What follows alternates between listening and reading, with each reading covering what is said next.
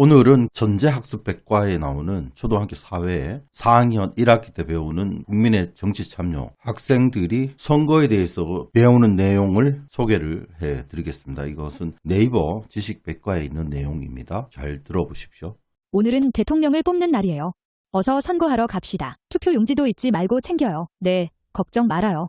봉수의 엄마, 아빠가 아침 일찍부터 외출할 준비를 했어요. 아빠, 선거가 뭐예요? 저도 선거하러 갈래요. 선거는 국민을 대신해서 정치를 할 사람을 투표로 뽑는 거란다. 만 19세가 되어야 할 수 있지? 선거는 국민이 정치에 참여할 수 있는 가장 대표적인 방법이에요. 국민은 선거를 통해 국민의 뜻을 전해줄 대표를 뽑고 그 대표는 국민의 뜻을 잘 모아서 정치를 해야 해요. 투표를 하지 않는 것은 국민의 뜻을 밝힐 기회를 스스로 포기하는 것이랍니다. 민주주의 선거의 4대 원칙 1. 보통선거 2. 평등선거 3. 직접선거 4. 비밀선거. 선거관리위원회 공정한 선거를 위해 여러 가지 일을 처리하는 기관이에요. 국회, 행정부, 법원 어디에도 속하지 않는 독립된 기관으로 오직 헌법과 법률에 따라서만 일하지요. 민주주의 선거의 4대 원칙 1. 보통선거. 일정한 나이가 되면 누구나 투표할 수 있어요. 남자나 여자나 신분이 높거나 낮거나 부자나 가난한 사람이나 누구든지 투표할 수 있지요. 우리나라에서는 만 19세가 넘으면 투표를 할 수 있답니다. 2. 평등 선거 누구나 똑같이 한 표씩만 투표할 수 있어요. 옛날에는 신분이 높거나 힘이 있는 사람에게 더 많은 투표권을 주기도 했지만 지금은 똑같이 한 표만 쓸 수 있지요. 3.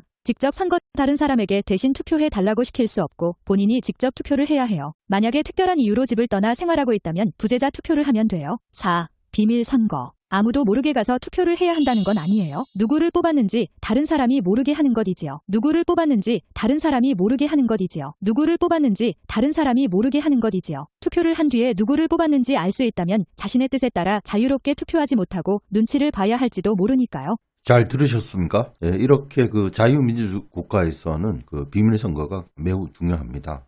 우리가 북한과 중국과 러시아와 다른 것은 비밀투표 원칙이 지켜진다는 그런 그 보장을 가지고 있기 때문입니다. 그러나 요즘 그 어떻습니까? 중앙선거관리위원회의 행태 그리고 대법원의 행태를 볼 때 다시 말해 우리가 중앙선거관리위원회 선거관리 문제 그리고 대법원의 선거무효 소송에 임하는 태도들을 봤을 때 이들을 믿을 수 있겠습니까? 그래서 불안한 것입니다. 이번 기회를 통해 선거관리위원회는 투명하게 모든 자료를 공개하고 그 다음에 법원에서 잘못 법 집행한 것에 대해서 우리가 제대로 재판을 받을 수 있게끔 해야 되겠습니다. 그리고 투명하게 공개를 요청하는 것입니다. 그것이 이루어질 때 자유민주주의가 한층 더 발전할 것이라고 생각합니다. 그러면 이번에는 그 법률용어사전에서 비밀선거란 무엇인지 설명하겠습니다. 비밀선거란 투표인의 투표 내용을 외부에서 알지 못하도록 비밀을 보장하는 방법을 취하는 선거제도를 뜻한다. 공개선거제에 대응하는 개념이다. 투표자가 외부의 압력을 받지 않고 공정한 투표를 할 수 있도록 하기 위하여 대부분의 민주국가는 선거제도로서 비밀선거제를 채택하고 있다. 우리나라 헌법도 국회의원과 대통령의 선거에서 비밀선거를 보장하고 있다.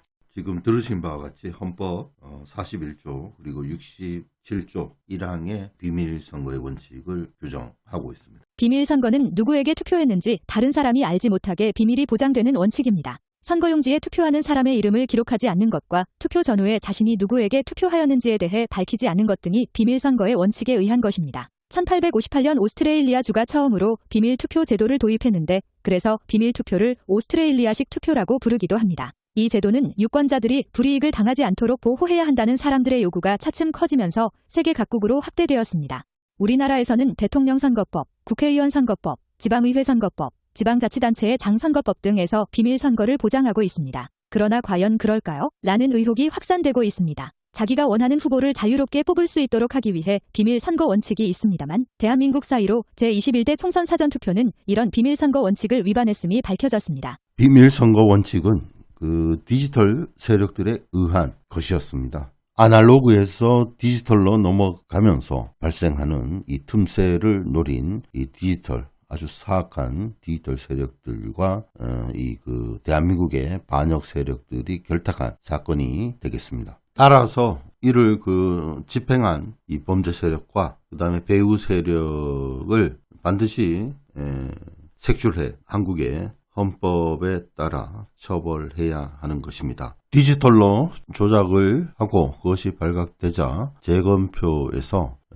무더기 그 가짜표 집어넣고 그 다음에 투표함을 바꿔치는 등의 범죄 행위를 추가적으로 더 한 것입니다. 그러던 중에 증거인멸과 범죄 교사 등이 지금 또 이루어지고 있습니다. 4.15 부정선거의 결정적 증거, 그러니까 그 오프라인으로 나온 증거는 바로 전주시 완산구 삼천삼동의 개표 상황표입니다. 투표한 사람의 수보다 투표수가 10장이 더 많이 나온 것이 확인된 것입니다. 이를 두고 선거관리위원회 내부에서도 갑론을박하고 있는 것으로 알고 있습니다. 그리고 조규영 선거일과장은 재판 그리고 소송이 끝이 나면 전주시 완산구 삼천산동에 그런 결과가 왜 생겼는지 알아보겠다라고 얘기한 바가 있습니다. 시청자 여러분, 중앙선거관리위원회가 불순 세력과 의도를 가지고 동조한 결과 이렇게 그 비밀선거의 원칙이 완전히 무력화되었습니다. 이걸 보고도 참으시겠습니까? 여러분의 주권은 누구에게 있습니까? 주권을 빼앗아간 사람은 누굽니까? 외부의 적보다 무서운 것이 내부의 적이라는 사실을 우리는 역사를 통해서 잘 알고 있습니다. 이번에